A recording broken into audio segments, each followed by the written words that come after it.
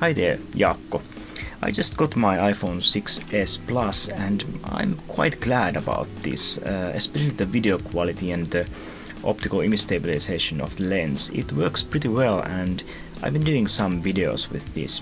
Now the image quality is I can't really say anything about it yet because I haven't really properly put this to the real test, but it seems to be very nice, and also the optical image stabilization really helps the low light photography, of course, because it's gonna act the same way basically as the same stuff in the lenses in DSLRs and the real cameras. So yeah, I'm going to make a proper review of these once I get like some photos done, and kind of I'm gonna sort of compare this to the 6. So I'm not like super, like I'm not into making like technical putting some charts and taking pictures of the charts, but I'm gonna more like just tell my opinions about it as a videographer, as a sort of a producer of these videos. So yeah, it's gonna be interesting. Please stay tuned for a proper iPhone 6s Plus camera review. So yeah, stay tuned and I'll see you soon.